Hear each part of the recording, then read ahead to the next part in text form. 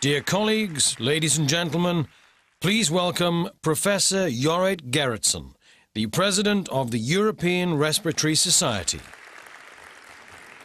Shaping the future of respiratory medicine in Europe, but also globally, is a very important vision within the ERS. That does not mean per se that we do not pay attention to that what is ongoing in the present, but stresses that we are focused on how we have to go. Our mission, our look now and into the future is focused on prevention, reduction and cure of respiratory diseases, and also on alleviation, suffering from it. Furthermore, on promotion of lung health, starting already before birth until the last breath. How can we realize that? One of the methods to realize that is by basic and by clinical research. The second point is by knowledge sharing and also by public education. What are the foundations and the pillars of the ERS? The basis of the society is formed by the members. Without members, no society. In fact, they are the owners of the society, in fact, the shareholders of the society. On that foundation, we built up 3 pillars.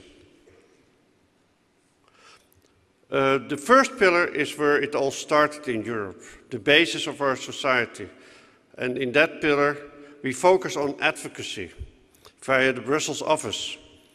We have our public voice by the ELF in the European Lung Foundation. And we formed an active smoke-free partnership. The second pillar is based on research, in which are taken up science, the reflection of science, the journal. We promote this research via fellowships.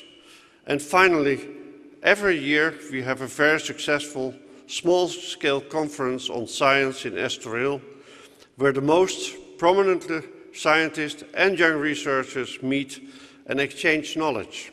The third prominent pillar of the ERS is the school, which is focused on education, e-learning activities, all sorts of courses, an educational journal, Breathe, and finally the curriculum development and exam in Hermes. Is this enough? Or do we have to do more?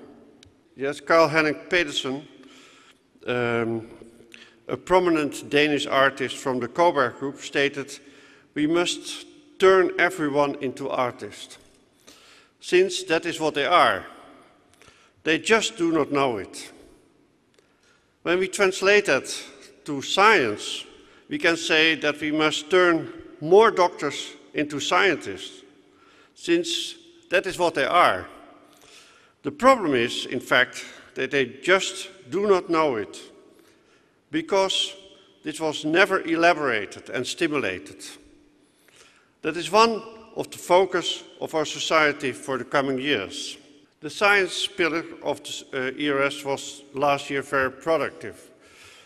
The Innovative Medicine Initiative, the IMI, in which the EU and a consortium of industries work together, was granted for research on severe asthma and COPD with a budget of more than 30 million euros. The TB net was granted, and there were more examples. Does that guarantee that this also will happen in the future? The next framework for research, FP8, is already in development, and we must be sure that respiratory diseases has a prominent place in it. We also have to be keen on research in collaboration with industries. To implement this, we need to develop a body in which this can be realized. A new initiative, a Respiratory Research Foundation, is proposed and can be expected to be realized the coming year. Another parameter of our success is in science is publications. The impact factor of the European Journal, which is a strong indicator of its success, almost doubled from 2003. There are more successes. The Congress, where we are now, it has been a success starting from when we look at 1997, there we had 10,000, and now we almost doubled. And the last figure is 18,828, which is extremely good when we take into account that the flu and the economical circumstances. The other important aspect is the relationship with the national societies and other societies. In 2010, the year of the lung, we are raising awareness and advocate for lung health worldwide. That will be done in Europe, but also in your country. We also have joint activities, participations in annual congresses of national societies, joint fellowships, e-learning in local language, and Hermes exam, as already mentioned. The ERS newsletter was a little bit changed with 2 times a paragraph in Spanish and 1 time in Turkish. And we hope in the future that we have it also in other languages. And I know, for example, that the Russian are very interested. So what is the future of the ERS? I think we must have more young members in the leadership. As you can see, I'm a little bit old blonde, and that means, in fact, that there is already many years had gone before I became president, and I think we need more young members in the leadership. The second point is that we need a strong and a very prominent research platform for Europe and the world. We need a strong relationship and cooperation with non-respiratory societies, because many diseases, lung diseases, respiratory diseases, also has its reflection in other diseases, like in cardiology, oncology, and diabetes. All specialists and trainees should be members of the ERS. And when we look around and we see all the persons, it's still a shame that only 20% of the specialists are members of the ERS. And I think that's one of the things we have to achieve in the future. Another important aspect is the smoke-free Europe.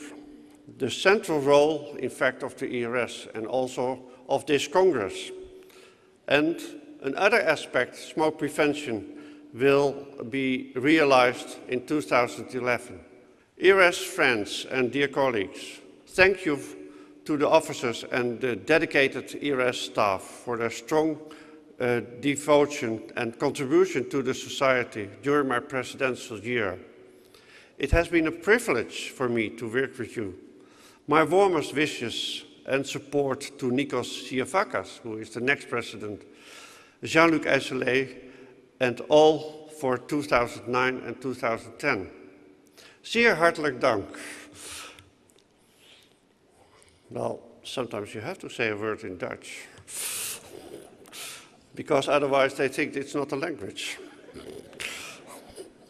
Thank you very much for all you have done.